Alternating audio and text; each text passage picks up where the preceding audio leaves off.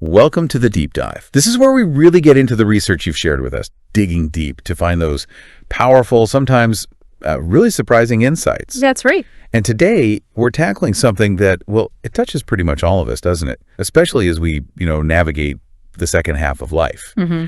But it's surprisingly misunderstood. I'm talking about bone health. Yeah, it's a big one. Okay, picture this. Mm. What if the foods you eat every single day, maybe foods you actually think are healthy, what if they're silently sort of undermining your most basic health, the actual strength of your bones? It's a really compelling idea and honestly quite unsettling when you think about it. We've mostly been, conditioned to see bone deterioration as just inevitable, part of getting older. Right, something that just happens. Exactly. But the source material we're looking at today really challenges that. It paints a very different picture. For a lot of people, bone loss isn't this unavoidable thing. It's a direct result, a predictable result even, of very specific dietary choices we often overlook. Predictable. Wow. Yeah, and this deep dive, that's what we're aiming for, to shed light on those specific choices. Okay, so to make this really concrete, let's talk about Eleanor.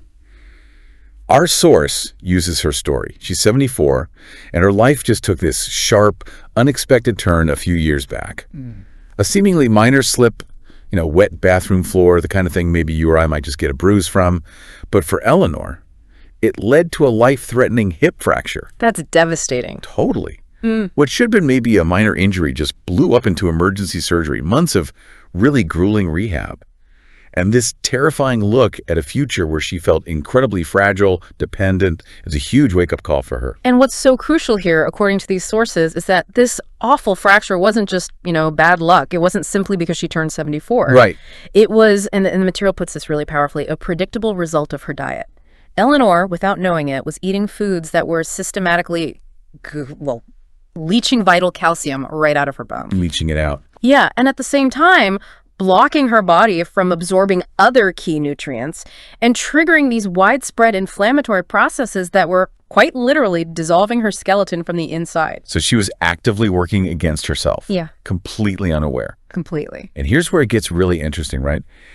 Eleanor apparently finds out this shocking truth about foods secretly destroying her skeleton, not from her doctor, but from a chance conversation with her granddaughter, who just happened to be a nutrition student. Just pure coincidence, yeah. And that one chat just fundamentally changed how she saw her own health. It really did. And that kind of insight, that's exactly the mission for us today in this deep dive.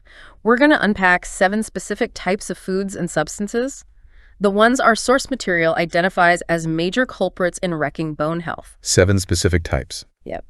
And our goal for you, listening in, is to give you a kind of shortcut. A shortcut to understanding the root cause of bone loss.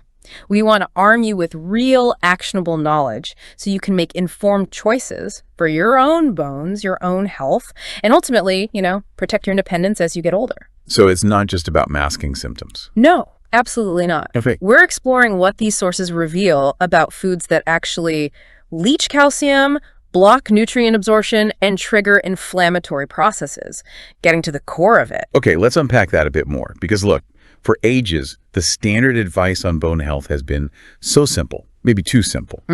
Get enough calcium. Exactly. Just get enough calcium. We hear it constantly. But these sources, they're suggesting we need a fundamental shift in how we think about this. Totally. It's not just about shoveling in enough calcium. It's really about creating the optimal internal environment inside your body. Optimal internal environment. Okay. Yeah, an environment where the calcium and all the other necessary nutrients too can actually be absorbed properly, assimilated, and used effectively by your bones. Right. So our bones aren't just like inert scaffolding. Not at all. Think of them as incredibly dynamic, living tissue. They're constantly going through this amazing process called remodeling. Remodeling. Yeah, old bone gets meticulously broken down and new bone is continuously built up. It's this intricate dance, right? Renewal and repair. And this whole process is entirely dependent on the raw materials you provide through what you eat. Makes sense. But, and this is key, it's also profoundly affected by something else. The inflammatory burden that your diet puts on your whole system. Inflammation again. Always comes back to inflammation, doesn't it? If your body is constantly fighting chronic inflammation, or if it just doesn't have the right cofactors for absorption, then even if you are getting plenty of calcium, it just won't be enough. It won't stick. Like pouring water into a leaky bucket. That's a Perfect analogy, exactly like that. The calcium just isn't getting where it needs to go, or it's being actively pulled away. And the source material makes this, well, pretty bold claim here, something that might rub some people the wrong way. Uh-huh. It suggests this information, this whole idea about diet impacting bones so heavily, it's not new or controversial. Okay. Instead, it claims it's often systematically ignored or even suppressed. That's quite an accusation. What makes the sources say that? It is a strong statement, isn't it? And it does raise serious questions about how health information gets shared or sometimes doesn't get shared. The sources basically imply there's a kind of deliberate overlooking going on. Deliberate. By who? Well, they point towards corporate interests, particularly, they say, from the processed food industry and maybe, unsurprisingly, the pharmaceutical industry. The idea is that these industries might prioritize profits from their products, processed foods, expensive drugs, over educating the public about these really fundamental dietary causes of disease. So prevention gets sidelined for profit. That seems to be the argument presented. And it's not just a side note. The sources bring this up repeatedly as we look at these specific foods. It suggests a potential systemic issue where preventative knowledge just isn't getting the attention it deserves. Okay, well, let's not wait then. Let's dive straight into unpacking the 7 bone-destroying foods. And the very first one, this concept the sources call the calcium paradox. I think this is going to catch a lot of people off guard. I think so too. It's something that apparently a staggering 78% of seniors eat or drink daily, and they firmly believe it's essential for strong bones. We're talking about pasteurized, homogenized dairy milk. Yeah, the irony there is just, it's really something. Dairy, especially milk, it's held up as the gold standard for calcium, right? Synonymous with strong bones. Absolutely.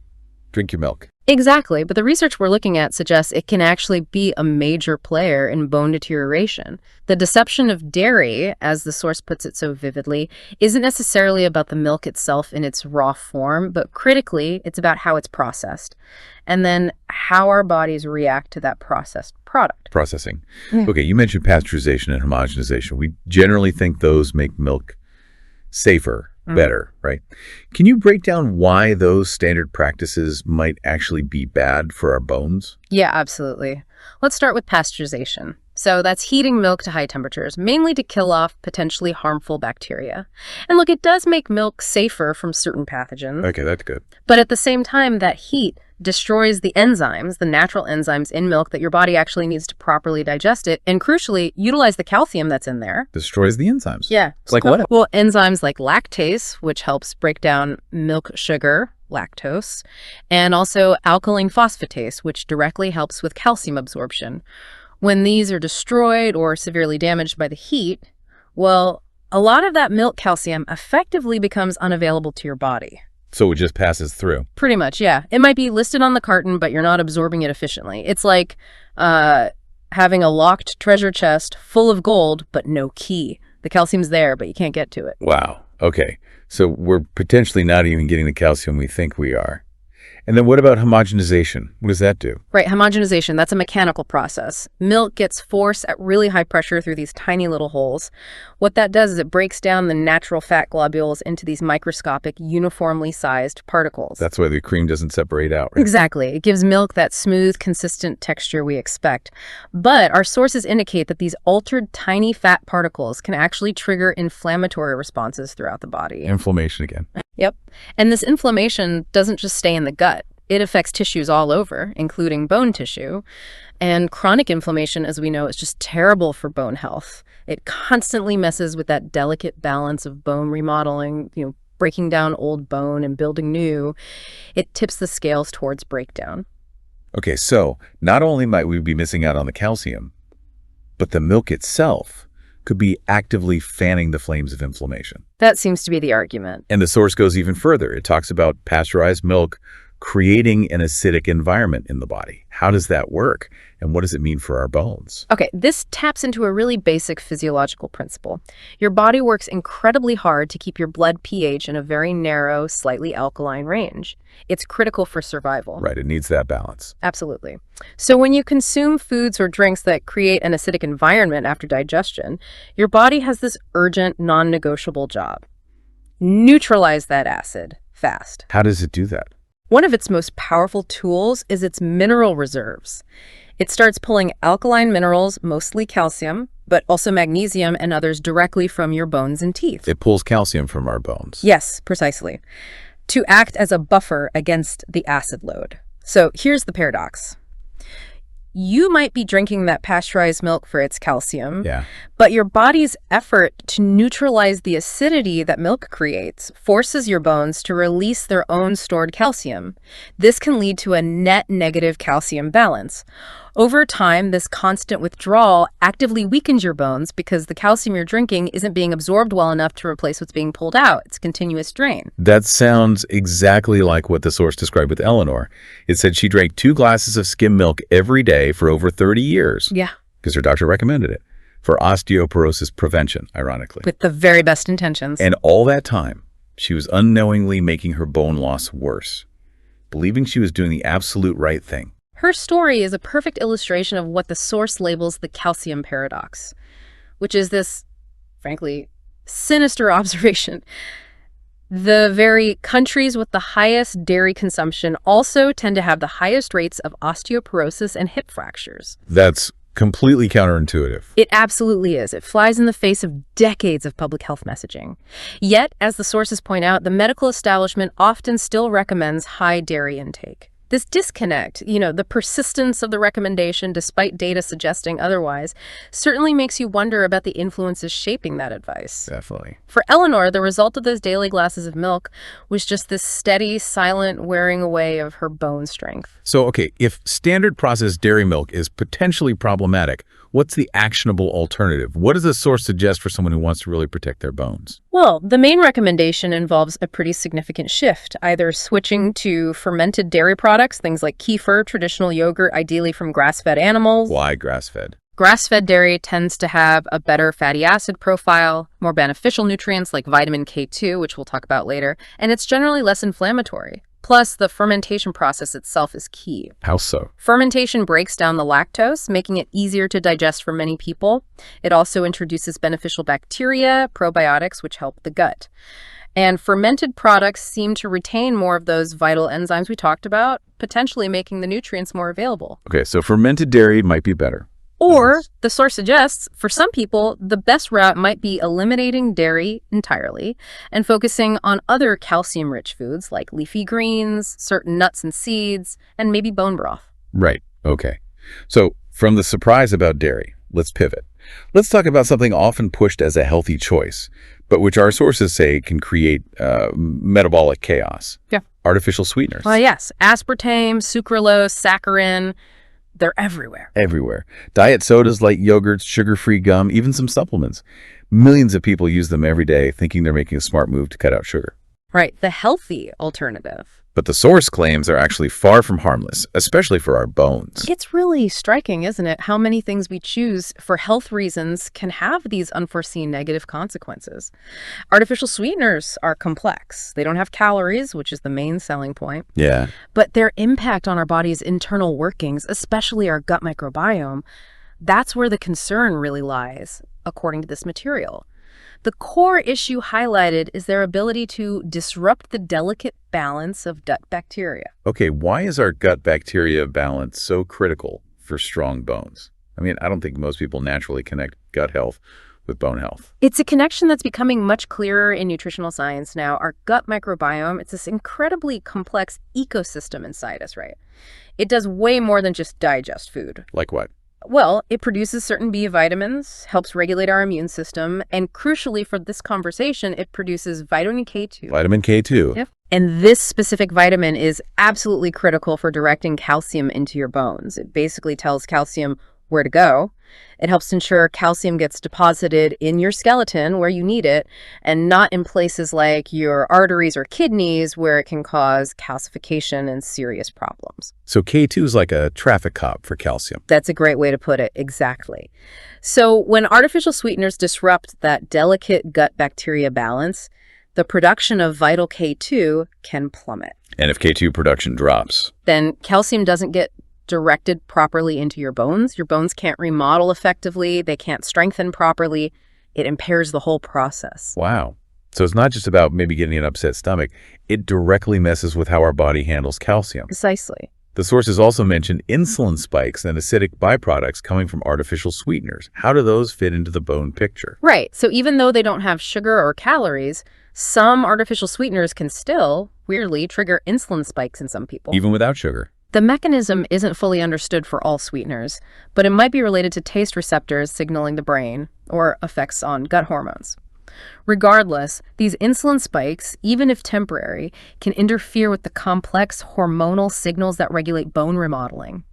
They upset that delicate balance between breakdown and building. Okay, another disruption. And then there's the acidic byproduct issue again.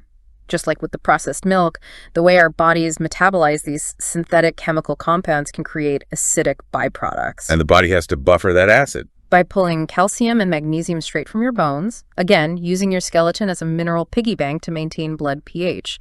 So it's really a double whammy for your bones, disrupting calcium direction and leaching minerals. This sounds, again, eerily like Eleanor's situation. She'd made that conscious switch to artificial sweeteners years ago, thought she was being healthy, avoiding sugar. Yeah. Totally unaware she might be doing serious harm to her bones in the process. Her story is such a clear example of how easily we can be misled by marketing and, frankly, incomplete information about these products. The sources are pretty adamant here. They claim research clearly shows significantly lower bone density and higher fracture rates in people who regularly consume artificial sweeteners compared to those who don't. Lower bone density and higher fractures. Yes, but despite this evidence, they say, these chemicals keep getting aggressively marketed as healthy alternatives to sugar. Which points back to that idea of information being ignored or suppressed. It certainly fits that pattern the sources describe, suggesting that information potentially harmful to major industries might not always make it into the mainstream health advice we receive. So for people listening who want to avoid this sweet deception, what's the actionable alternative? What do the sources recommend instead? The advice is pretty straightforward. Replace artificial sweeteners completely. If you need some sweetness, use very small amounts of natural, unrefined options. Things like raw honey, maybe pure maple syrup, or pure stevia leaf extract, not the highly processed versions, often mixed with other things. But the key word there is small amounts. Moderation is crucial, because even natural sugars aren't great in excess. Right, okay. Let's move to number 3, the protein puzzle. And specifically, the focus here is on excessive animal protein. Now, protein, we've been told forever it's the epitome of healthy eating, right? Essential for muscle, especially as we age. Absolutely, the foundation. But these sources are questioning that, particularly when it comes to processed meats, bacon, sausage, deli meats, but even lean proteins if we eat too much consistently. This is another area that really pushes back against some deeply ingrained dietary beliefs. And look, let's be clear. Protein is essential for bone health. The very structure of your bones, the collagen matrix that gives them flexibility and toughness, is made primarily of protein. Okay, so we eat protein. Definitely. But the sources argue it's about the amount and the source. They contend that too much protein, especially from animal sources, can inadvertently create that acidic metabolic environment we keep talking about. And over time, that acidic load literally forces your body to dissolve bone minerals to buffer it. So it's the excess that's the problem. Exactly. It's the difference between getting enough protein for repair and maintenance versus overwhelming the system with too much, particularly from sources that produce a high acid load during metabolism.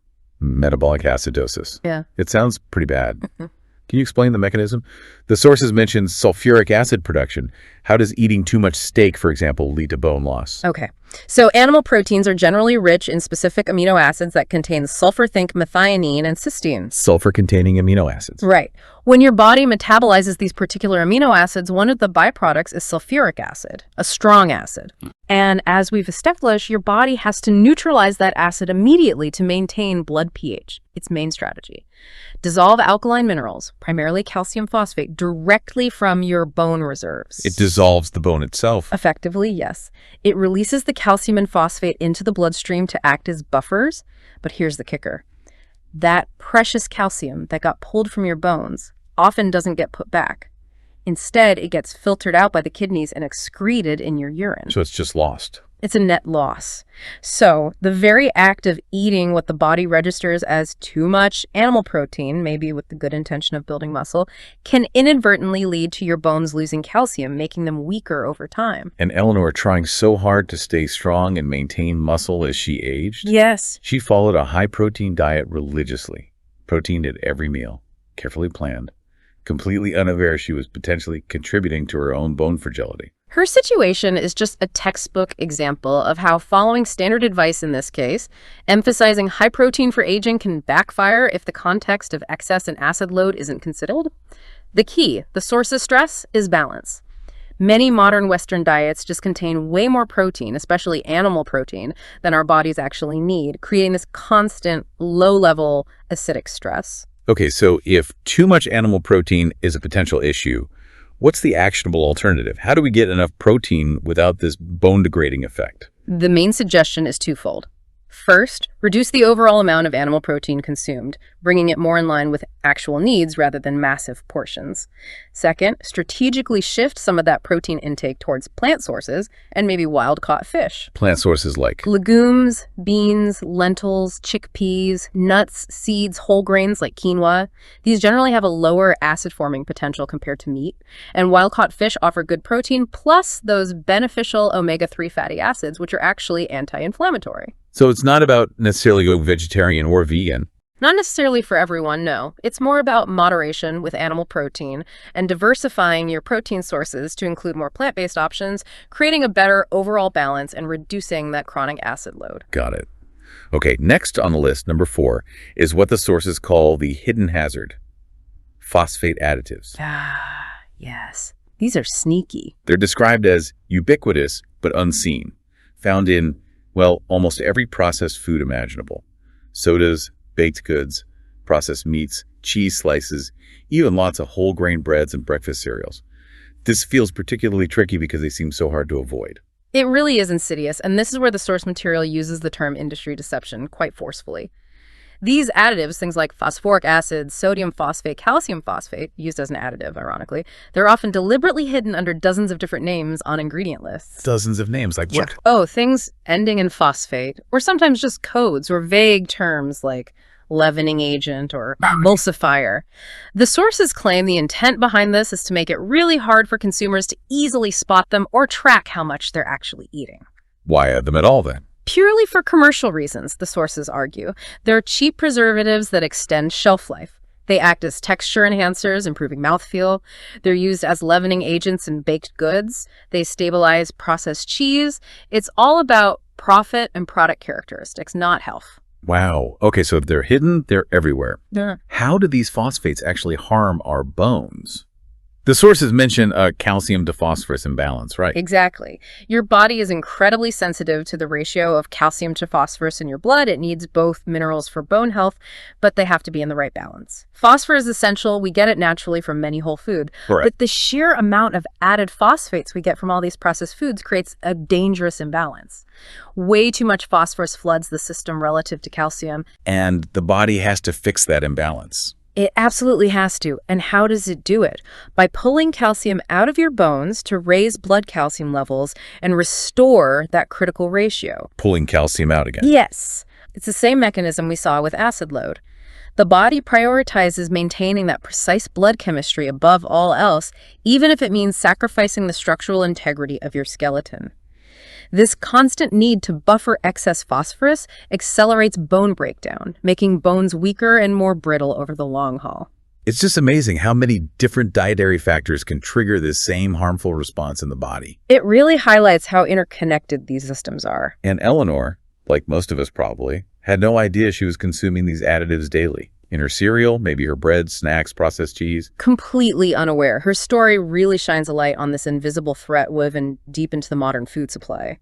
And the sources make another strong claim here. They say that solid research showing the negative effects of excess phosphate additives on bone health has been around for decades. Yes, but they allege this information has been systematically suppressed by food industry lobbying and regulatory capture. Essentially, that corporate interests have actively worked to keep this knowledge from becoming widespread public health advice. That's quite a charge. It is, and it reinforces that recurring theme. Systemic issues potentially preventing crucial health information from reaching the people who need it most. So, given how widespread and hidden these phosphate additives are, what's the actionable advice? How can people possibly avoid them? Well, the advice is simple in concept, but requires real effort in practice. You have to become a label detective. The source says you must read every single ingredient label and actively avoid anything containing phosphates or phosphoric acid or related terms. We read every label. That's a big commitment. It is, and realistically, the most effective way to do that is to fundamentally shift away from processed and prepackaged foods as much as possible. Back to whole foods. Exactly. Cooking from scratch with whole, unprocessed ingredients is really the only sure way to control your intake and eliminate these hidden additives. Okay. Number 5 on the list. This one is particularly ironic, and I imagine quite relevant for many listeners. Acid-blocking medications, especially proton pump inhibitors, PPIs. Right. Drugs like omeprazole, lansoprazole, pantoprazole, very common where prescribed. Extremely common. The source calls them prescribed but damaging. Often given for acid reflux or heartburn conditions that, ironically, are frequently linked to poor diet in the first place. Yet these medications themselves are implicated in destroying bones. This is such a stark example of, well, the potential pitfalls in our healthcare approach. Treating a symptom heartburn while potentially creating a deeper, more insidious problem, and often without addressing the root cause of the initial symptom. How do they damage bones? These drugs, the PPIs, work by very powerfully suppressing the production of stomach acid. And while that brings relief from reflux, that stomach acid is actually absolutely essential for absorbing key nutrients for bone health. Like calcium. Calcium, yes, but also magnesium, vitamin B12, zinc, iron. Several nutrients critical for building and maintaining strong bones are highly dependent on sufficient stomach acid for proper absorption in the gut. So if you suppress the acid, even if you're eating calcium-rich foods or taking supplements, your body just can't absorb those minerals effectively. It's like you have the building blocks delivered to the construction site, but the workers can't unload them because the gate is locked. The stomach acid is the key to unlocking mineral absorption. so you end up with nutrient deficiencies despite adequate intake. Precisely. And these deficiencies, caused by the lack of stomach acid, directly lead to bone loss and increased fracture risk over time. It's a cruel irony. A medication taken for digestive comfort ends up weakening your entire skeleton. And Eleanor's story again. It fits perfectly. She took omeprazole every day for 5 years for her reflux. 5 years is a long time on a PPI. And during that exact time, her bone density apparently declined dramatically. Why? Because even though she was still drinking her milk, trying to get calcium, her body couldn't absorb it thanks to the medication. She was completely caught in that unintended cycle of harm. And the sources point out something really troubling here. They claim that the pharmaceutical companies have known about these bone loss side effects for years. No. That's the assertion, that the risk of fractures and reduced bone density associated with long-term PPI use is documented. But, the sources argue, companies have downplayed the risks while heavily marketing these drugs, often encouraging their long-term use, even for conditions that might be managed through diet or other means. Which does that mean? It could mean, the sources suggest, that there's a whole generation of older adults with weakened bones, possibly due in part to these prescriptions, who have no idea their medication might be a major contributing factor. So what's the actionable alternative here? People can't just stop taking prescribed medication. Absolutely not. That could be dangerous, especially if reflux is severe. The source advises working with a knowledgeable practitioner, maybe a doctor familiar with functional medicine or nutrition, to safely discontinue acid-blocking medications while simultaneously addressing the root causes of the digestive issues. Finding out why the reflux is happening in the first place. Exactly. Which might involve dietary changes, stress management, identifying food sensitivities, maybe using natural aids to support digestion rather than just blocking acid. The goal is to heal the gut so the medication isn't needed long-term, allowing nutrient absorption to return to normal. Okay, let's move to number 6. This one might surprise people too. Fruit juices. The healthy breakfast staple. Right, especially things like orange juice. Heavily marketed as beneficial, packed with vitamin C, often seen as basically the same as eating a piece of fruit. Many of us grew up thinking a glass of OJ was essential. That perception is so deeply embedded, isn't it? The marketing has been incredibly effective over decades. But the reality, especially for bone health, is starkly different. It's crucial to understand the massive difference between eating, say, a whole orange and drinking a glass of orange juice. What's the core difference? Fiber, or rather the lack of it in juice. When you juice a fruit, you strip away almost all the natural fiber. What you're left with is essentially sugar water, mainly concentrated fructose. Fructose, the fruit sugar. Yes. And when you drink that juice, that concentrated fructose hits your system incredibly fast, like a tidal wave. This massive sugar load triggers a cascade of negative effects. It promotes insulin resistance, drives systemic inflammation, and interferes with crucial hormonal pathways that regulate bone metabolism. So it's the concentration speed of the sugar absorption that's the problem. Exactly. It's not the fruit itself that's bad, it's the processing into juice form that makes it problematic in these quantities. You mentioned a massive sugar spike leading to advanced glycation end products, or AGs. What on earth are AGs, and how do they hurt bones? Okay, AGs, advanced glycation end products. These nasty compounds form in your body when excess sugar molecules react with proteins or fats. That big sugar hit from fruit juice is prime territory for AG formation. And what do they do? They cause damage throughout the bottle. Specifically relating to bones, AGs literally damage the collagen matrix. Remember, collagen is the protein framework that gives bones their flexibility and resilience. Right. When AGs accumulate in that collagen, they make it stiff and cross-linked, essentially making the bone brittle and much more prone to fracturing. It loses its ability to bend slightly under stress. So AGs make bones brittle. Correct. And there's more. That flood of fructose mainly gets processed by your liver, and the liver tends to convert excess fructose into fat. This process promotes the production of inflammatory cytokines, chemical messengers that circulate and signal inflammation throughout the body, including accelerating bone breakdown. Wow. It's another inflammatory hit. Absolutely. And Eleanor, again, her daily large glass of orange juice at breakfast, believing it was healthy, was actually creating this metabolic storm that directly harmed her bones. And the sources make this really striking comparison. They say many fruit juices actually contain more sugar than soft drinks. That comparison really hits home, doesn't it? It forces you to rethink the health halo around juice. If you connect the dots, drinking fruit juice regularly could create metabolic problems very similar to, or potentially even worse than, drinking soda. Which contributes not just to bone issues, but also to things like insulin resistance, type 2 diabetes, obesity, fatty liver disease, all these chronic age-related conditions that might be significantly lessened just by cutting out these liquid sugars. The perception of juice as healthy is, in this context, a dangerous illusion, according to the sources. So for listeners wanting to avoid this healthy drink trap, what's the actionable advice? It's pretty blunt. The source says, eliminate all fruit juices from your diet. Full stop. Eliminate them completely. That's the recommendation. Instead, focus on eating whole fruits, but in moderation. The fiber in the whole fruit is the game changer. It slows sugar absorption, prevents those damaging spikes, feeds your gut bacteria, and provides other beneficial nutrients that are often lost in juicing. Enjoy the apple, skip the apple juice. Got it. Okay, that brings us to the seventh and final bone-destroying food identified by the sources. And this one is described as possibly the most devastating. This is a big one. Inflammatory vegetable oils. We're talking about soybean oil, corn oil, canola oil, cottonseed, grapeseed, sunflower, safflower.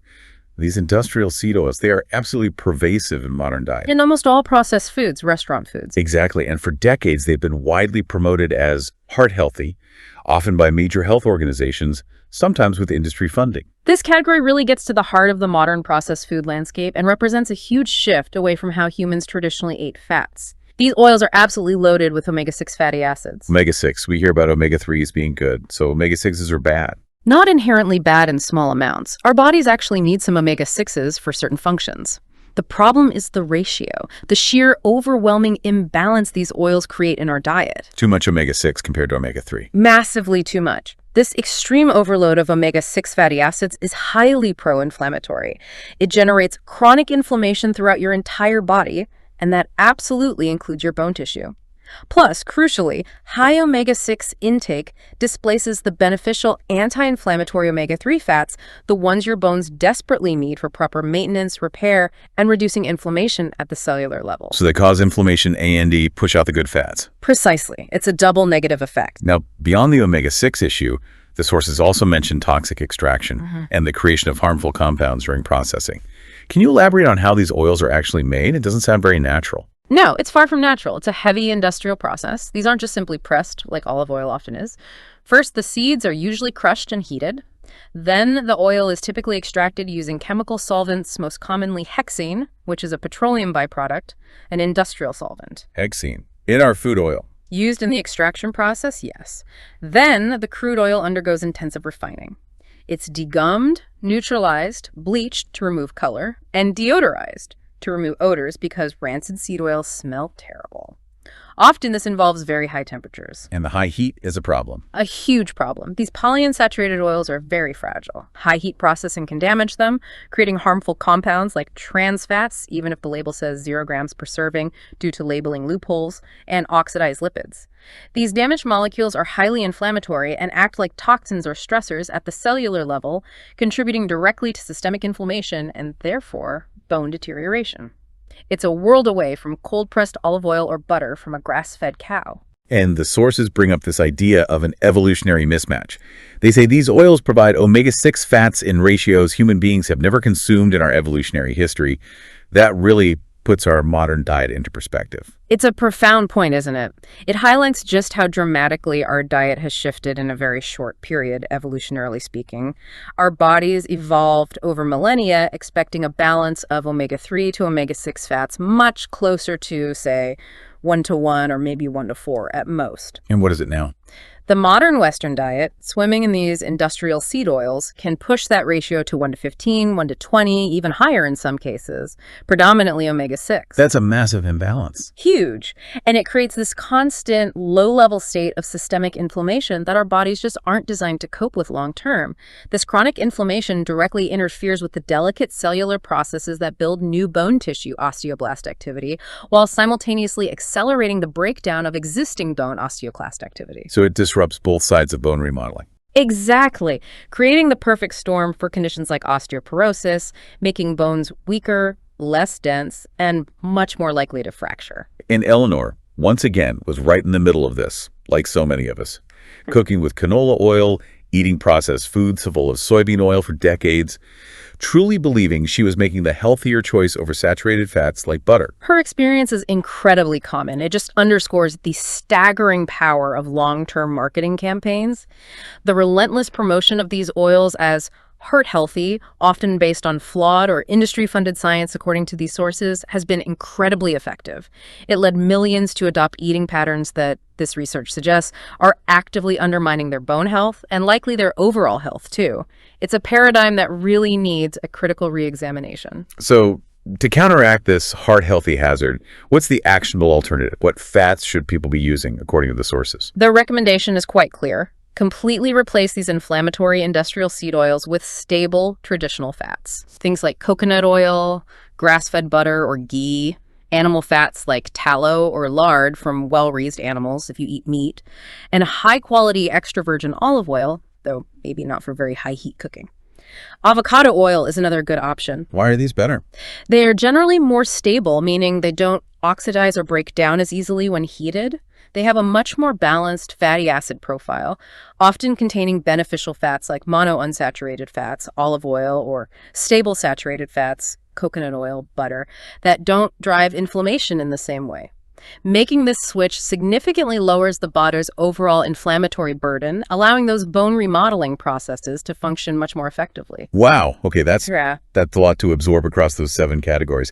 But it's incredibly compelling when you see how they all connect, often triggering similar pathways like inflammation or mineral leaching. It really paints a picture of how interconnected our diet and internal environment are. The source then brings us back to Eleanor's story. It talks about her remarkable and swift transformation after she consciously eliminated these 7 food types from her diet. What actually happened? What were the results she saw? Her story is presented as really inspiring, a testament to the body's ability to heal if you remove the obstacles and provide the right conditions. The source says that within just 6 weeks of cutting out the pasteurized dairy, artificial sweeteners, excess animal protein, phosphate additives, her PPI medication under guidance, fruit juices, and those inflammatory oils, Eleanor saw dramatic changes. 6 weeks? That's fast. remarkably fast, according to the account. Her energy levels, which had apparently been low for years, just soared. Right. Her chronic joint pain, that constant ache she lived with, decreased significantly. Huge relief. And most importantly, perhaps, her next bone density scan actually showed improvement for the first time in over a decade. Improvement in bone density after just 6 weeks of dietary change. That's amazing. Truly astonishing, if accurate as reported, a really encouraging sign that reversal is possible. And it wasn't just about her bones and joints, right? The changes were more widespread. Absolutely. The source describes a systemic improvement. Her digestion got so much better that she was able, with her practitioner's help, to safely stop taking her acid-blocking medications, something she probably thought she'd be on forever. Freedom from that medication. Big win. Plus, her sleep reportedly became deeper, more restorative. That led to better mood, clearer thinking. Her skin apparently regained a healthier glow, reflecting better internal health. And overall, her general sense of vitality, her zest for life, came back to a level she hadn't felt in years. It gave her back her quality of life. That's incredible. Her whole system seemed to respond. It really underscores that core insight we talked about at the beginning. Bone health isn't just about popping calcium pills. It's fundamentally about creating that optimal internal environment, an environment where nutrients can be absorbed and used properly, and critically, it's about avoiding the foods that actively sabotage that whole intricate process. This definitely flies in the face of the standard medical approach, which often seems to lean heavily on prescriptions, right? The source brings this up pretty directly. It says the medical establishment often promotes expensive medications with dangerous side effects, instead of addressing these basic nutritional root causes. That's a pretty strong statement. It is a strong indictment, and it really touches on that broader context of healthcare priorities and maybe even training. The sources argue that research supporting these powerful diet-bone health links has been available, but often systematically ignored or just downplayed. They suggest that many medical professionals are primarily trained in pharmaceutical interventions, not complex nutritional strategies. So the focus stays on drugs, not diet. That's the concern raised. That there might be a systemic bias towards symptomatic treatment with drugs, which are often profitable, rather than investing time and resources into understanding and addressing the underlying, often dietary root causes. This could have huge implications for both patient outcomes and overall healthcare costs. But Eleanor's story, as presented, is such powerful evidence that real dramatic improvement is possible at any age if you do tackle those root causes. That feels incredibly hopeful. It's profoundly empowering, isn't it? It completely shifts the narrative. Instead of seeing aging as inevitable decline and just passively accepting it, it frames it as a process where we have proactive control. It highlights the body's amazing inherent ability to heal and restore itself if we just give it the right building blocks and remove the things that are actively harming it. Yeah. Eleanor's journey really does stand out as a beacon of hope for anyone feeling stuck with chronic issues, often just blamed on getting older. So, okay, bringing this all together for you, our listener, this deep dive into these 7 potentially insidious foods. Hopefully it's given you a clearer picture, maybe an unsettling one in some ways, but ultimately an empowering understanding of what might be silently affecting your bone health. That's the goal. And the main takeaway is really this. You hold the power right now, starting today, to begin potentially reversing years of choices that might have been harming your bones. You can start building the strongest, most resilient skeleton possible for your age and for your future years. That is the absolute crucial message here. It's an invitation, really, a challenge to maybe question everything you've been told about nutrition, or at least some of it, and to find the willingness to make what might be sometimes difficult changes to your everyday habits. These aren't just minor tweaks. No, these are fundamental shifts in eating patterns that our source material argues are essential for genuine, long-lasting skeletal health. Okay, and just to quickly recap those actionable steps again, the path forward, according to these sources, looks like this. 1. Switch from pasteurized dairy, maybe to fermented options from grass-fed animals, or perhaps eliminate dairy altogether. 2. Replace those artificial sweeteners with just tiny amounts of natural ones like raw honey or pure stevia if needed. 3. Reduce excessive animal protein, focus more on plant sources, and wild-caught fish for balance. 4. Become that label detective. Diligently avoid foods with hidden phosphates or phosphoric acid.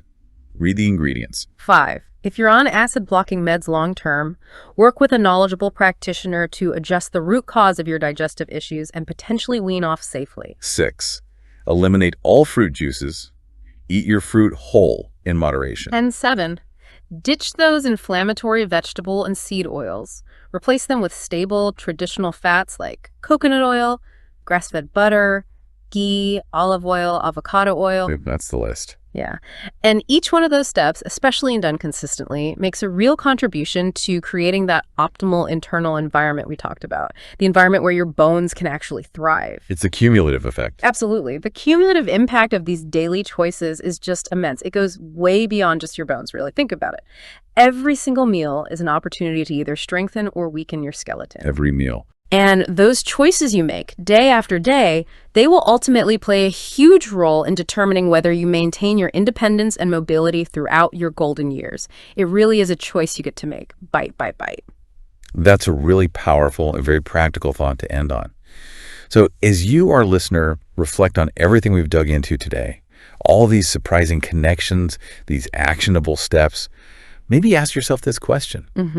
What might your future self, the version of you who really values being strong, mobile, independent, what might that future self thank you for if you chose to take a really critical look at your plate and maybe make some different choices starting today? That is definitely food for thought. Profound food for thought. Until next time on The Deep Dive, stay curious, keep questioning, stay informed, and make the choices that truly serve your healthiest future self.